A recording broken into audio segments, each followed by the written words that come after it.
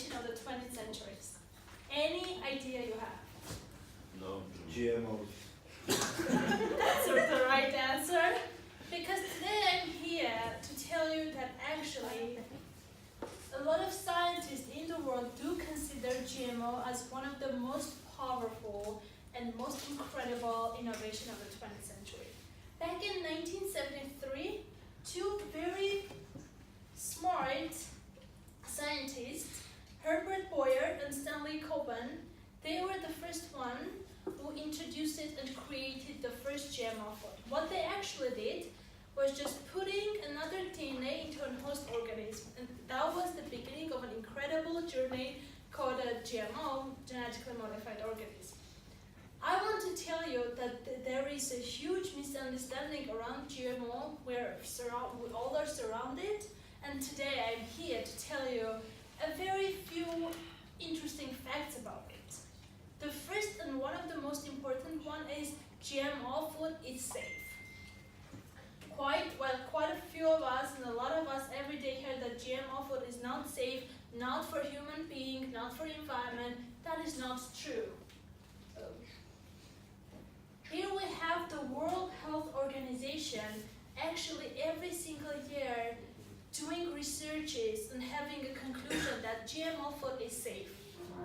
Not every product that is made gets out into the market. Before going to the market, it goes through a lot of checkings, a lot of researches, a lot of procedures before one single product gets out in the market.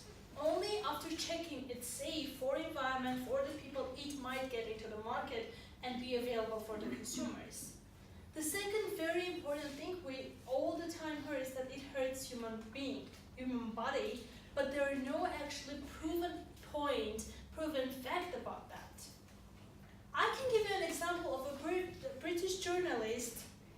Her name was Rebecca Vesey. She died 2017 May in Uganda just eating organic groundnut. That's a real fact. She lived in Uganda for 3 years and she just died because of eating an organic groundnut.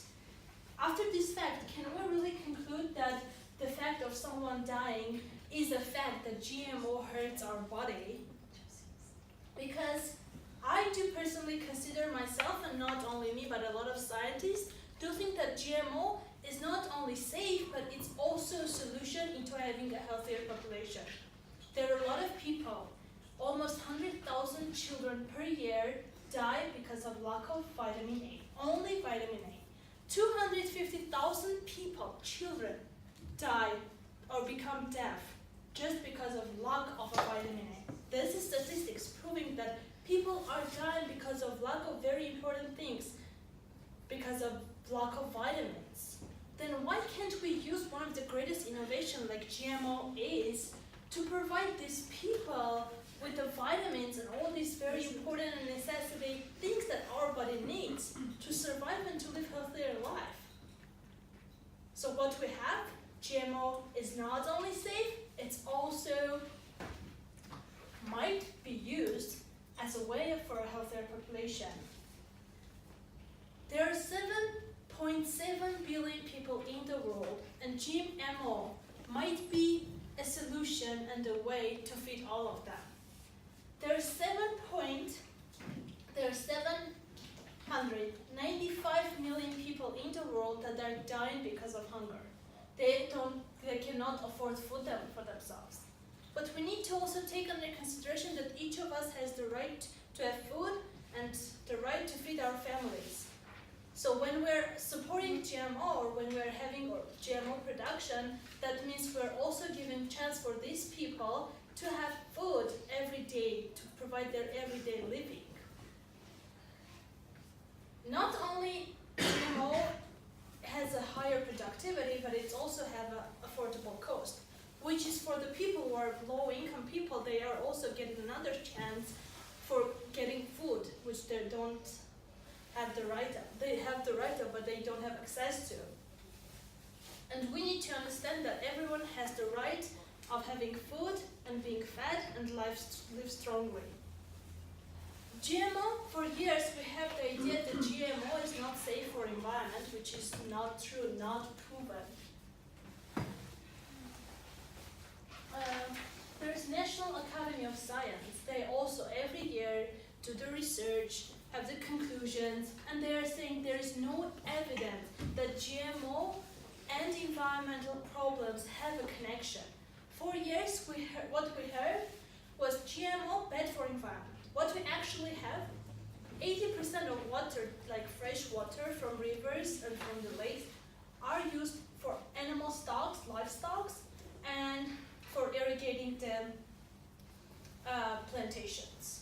80% of water is used for agriculture, for environment. It cannot be considered as environmental.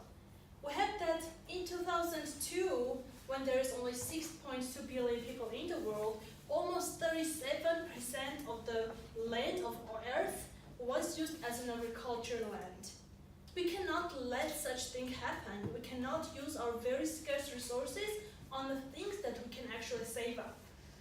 For years, we had an idea and the theory that GMO is bad for environment, and there we were brought in the example of two fields being together. When one field is a GMO crops and another one is not, because of the insect and because of the birds, then the second supposedly organic field cannot be considered organic anymore because of the GMO field next to it. I want to break the stereotype today, because according to the latest researches, you know what's the oldest GMO product?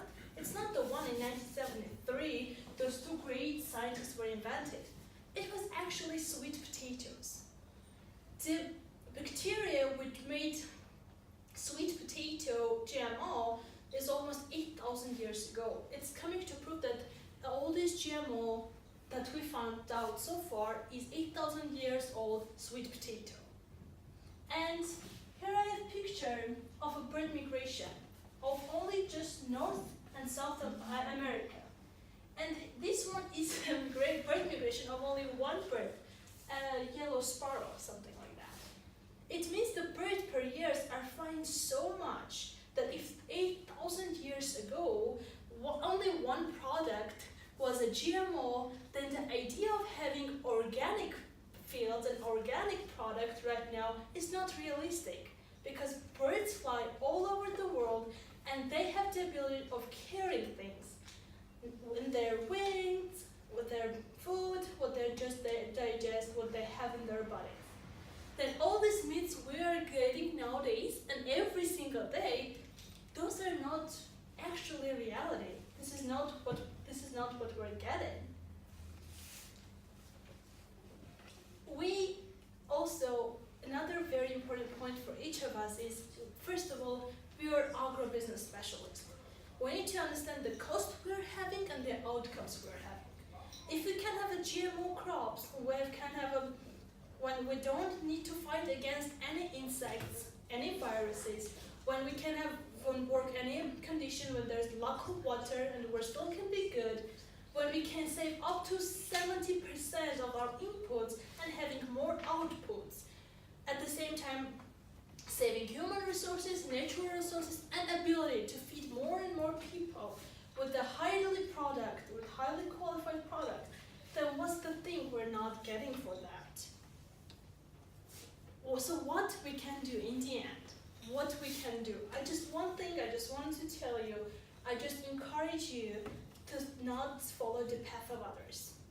Because all day long and every time, we're given only one side of the coin, and we're starting to think what others want us to think. There's also the second part of the coin, when to think of and when to fall off. Thank you very much.